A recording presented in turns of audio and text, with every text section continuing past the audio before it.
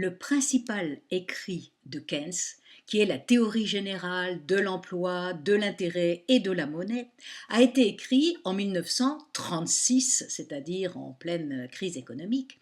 Et donc, la théorie générale, comme on l'appelle d'une manière plus restreinte, mais plus facile quand même, eh bien cette théorie générale, elle a 75 ans.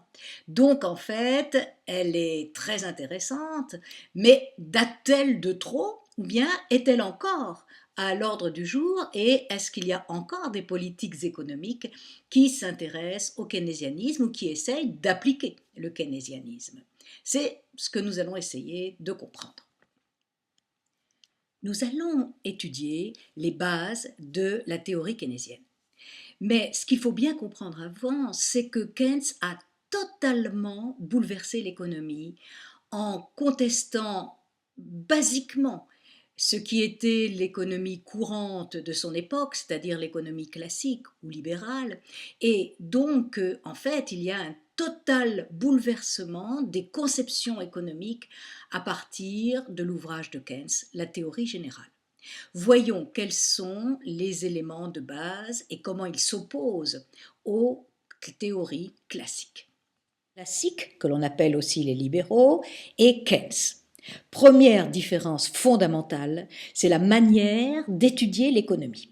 En effet, pour les classiques, l'étude de l'économie se fait au niveau microéconomique, c'est-à-dire on étudie le consommateur, le ménage, l'entreprise, et on pense que en agrégeant les comportements d'une entreprise, on aura le comportement des entreprises en général. Et encore pense-t-il en plus que si chacun agit selon son intérêt, eh bien, en agrégeant les intérêts individuels, on aura l'intérêt global, c'est-à-dire l'intérêt pour le pays. C'est pas du tout ce que pense Keynes. Keynes, lui, pense qu'il faut tout étudier au niveau macroéconomique, c'est-à-dire partir de l'état global de l'économie, au niveau d'un pays, par exemple, et cet état global de l'économie va nous permettre de déterminer quel est l'intérêt public, quel est l'intérêt global pour le pays d'une activité économique. En effet, il pense que, par exemple, si au niveau microéconomique, les entrepreneurs décident de licencier, si un licencie, ça ne pose pas de problème, mais si l'ensemble des entrepreneurs se mettent à licencier, ça peut être excellent pour eux parce que ça peut leur permettre de réduire leurs coûts, mais c'est finalement dangereux au niveau global parce que si tous en font autant, eh bien au niveau de l'intérêt général, il est évident que cela fera augmenter le chômage et que ça ne sera pas bon au niveau général. Donc il vaut mieux étudier les choses au niveau macroéconomique et regarder comment fonctionne l'économie et quel est l'intérêt général au niveau macroéconomique. Deuxièmement, le problème est de savoir qu'est-ce qui détermine l'offre. Est-ce que l'offre va déterminer la demande ou est-ce que la demande va déterminer l'offre? Pour les classiques, toute offre détermine sa demande, c'est-à-dire si quelque chose est offert sur le marché, il y aura une demande qui viendra sur ces produits et en fonction de la variation des prix, à la hausse, à la baisse, eh bien la demande sera capable de consommer l'ensemble de l'offre qui aura été produite sur les marchés. Pour les keynésiens, il faut prendre cela à l'inverse, c'est-à-dire en fait, c'est la demande qui va déterminer l'offre. Pourquoi la demande va déterminer l'offre? Eh bien, pour une raison relativement simple, c'est que les entreprises vont s'intéresser à la demande pour décider de ce qu'elles vont produire, c'est-à-dire de ce qu'elles vont offrir sur le marché. Mais pour Keynes, il y a d'abord une première notion de ce que c'est que la demande. Et pour lui, la demande, c'est une demande globale. Qu'est-ce que c'est qu'une demande globale pour Keynes? Eh bien, c'est une demande de biens de consommation, ce qui est le sens normal du mot demande, mais à laquelle il ajoute une demande pour les biens de production, c'est-à-dire les machines qui vont servir à l'investissement. Et donc, pour lui, la demande globale, c'est consommation plus investissement, puisque ce sont des demandes qui sont faites aux entreprises. Et deuxièmement, il va parler de demande effective. Qu'est-ce qu'il entend par demande effective. Eh bien, en fait, ce qui compte, ce n'est pas la demande au temps zéro auquel nous sommes.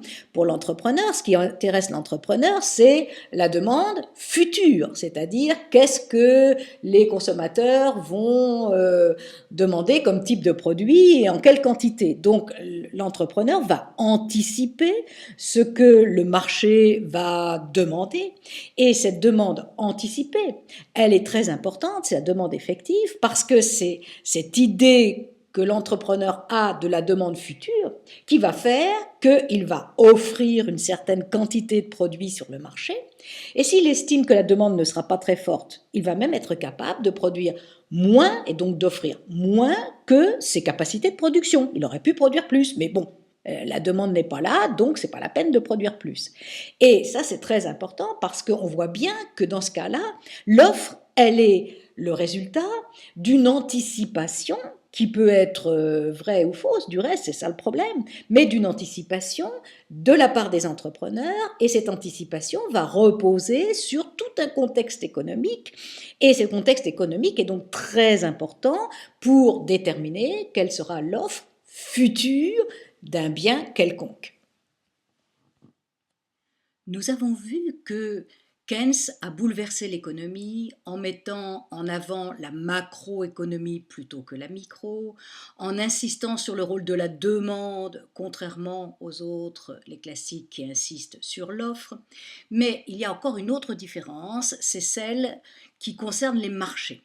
Et en effet, pour les classiques, les marchés sont au fondement, à la base de l'économie, c'est une économie de marché. Pour Keynes, il en est différemment. Certes, les marchés existent, mais ils n'ont pas ce rôle fondateur et fondamental que lui accordent les classiques. Pourtant, il est évidemment en faveur du capitalisme et en faveur de l'économie de marché, cela n'empêche pas. Voyons donc les différences. Une autre différence fondamentale entre les classiques et les keynésiens, c'est le problème du marché. En effet, pour les classiques, les marchés, quels qu'ils soient, sont autorégulateurs, c'est-à-dire que l'offre rencontre la demande et que cette rencontre va déterminer un prix et que ce prix sera le prix d'équilibre et que donc le marché sera en équilibre au bout de quelque temps, même s'il a eu des déséquilibres tout à fait ponctuels. Et ceci est valable pour le marché des biens et des services, pour les marchés financiers, pour les marchés monétaires et pour le marché du travail. Quant aux keynésiens, ils pensent comme Keynes qu'il n'y a pas d'équilibre spontané, que les marchés peuvent très bien se trouver en déséquilibre pendant longtemps. Il n'y a qu'à voir ce qui se passe sur les marchés financiers avec les cracks et les bulles, ou sur le marché du travail avec le chômage qui peut durer extrêmement longtemps. En fait, il peut même arriver qu'il y ait ce que les keynésiens appellent un équilibre de sous-emploi sur le marché du travail qui explique le chômage de longue durée. C'est ce que nous verrons un peu plus tard. Donc, comme les marchés sont autorégulateurs pour les classiques, il n'y a pas besoin d'intervention de l'État. L'État ne peut intervenir que simplement en facilitant le fonctionnement des marchés. Mais il n'a pas à intervenir autrement et à essayer de réglementer les marchés puisque ceux-ci sont autorégulateurs. Par contre, quand il s'agit des keynésiens, puisqu'il n'y a pas d'équilibre spontané, il faut une intervention de l'État à certains moments, pas de manière constante, mais à certains moments pour retrouver des marchés en équilibre. Nous ajouterons à ces oppositions quelques éléments particuliers pour se conformer au programme, c'est-à-dire nous verrons l'opposition entre les classiques et les keynésiens sur le salaire. Qu'est-ce qu'un salaire? À quoi sert-il? En quoi il peut influencer l'économie? Ensuite, nous verrons est-ce que le chômage est un chômage volontaire, comme disent les classiques, ou involontaire, comme le soutiennent les keynésiens? Et enfin, nous étudierons les différences entre keynésiens et libéraux au niveau de l'épargne et de l'investissement et de leur rôle dans l'économie.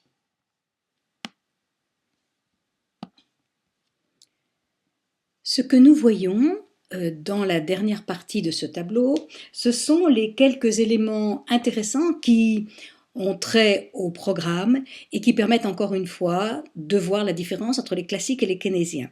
Nous les détaillerons par la suite. D'abord, ils n'ont pas la même notion du salaire. En effet, pour les classiques, le salaire, c'est essentiellement un coût, c'est le coût du travail, et donc c'est un des coûts de production, et l'entreprise va donc agir en fonction de ce coût qui est un coût de production. Pour les keynésiens, le salaire, c'est d'abord un revenu, c'est-à-dire ce qui va permettre aux travailleurs de consommer.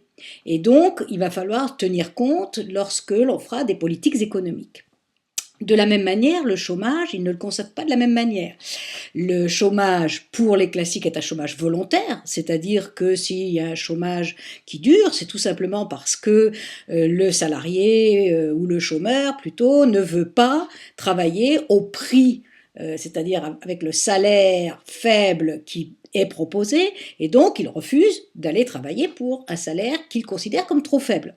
Tandis que dans le cas de Keynes, il n'est pas de chômage volontaire, la plupart du temps le chômage il est involontaire, c'est-à-dire que tout simplement il n'y a pas assez de propositions de travail et donc le chômeur reste chômeur.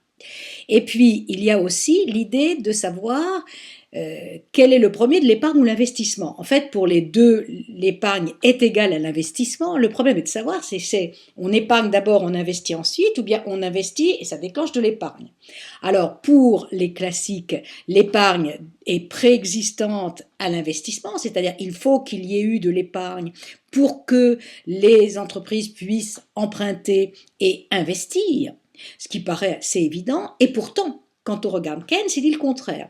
Il dit que l'investissement détermine de l'épargne, c'est-à-dire lorsqu'on investit, on crée des productions supplémentaires, on a besoin de salariés supplémentaires, on va donc distribuer des revenus supplémentaires, et ces revenus supplémentaires, il y a une partie qui va en être consommée et une autre partie qui sera épargnée.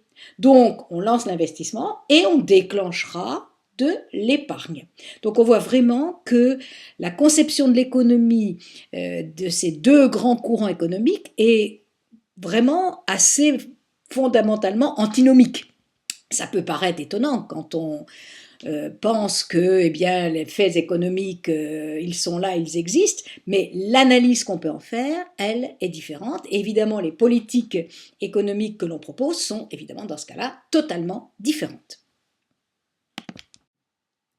Dans la prochaine vidéo, nous verrons l'opposition qui existe au niveau de la conception du marché du travail et du chômage entre les libéraux d'un côté et les keynésiens de l'autre.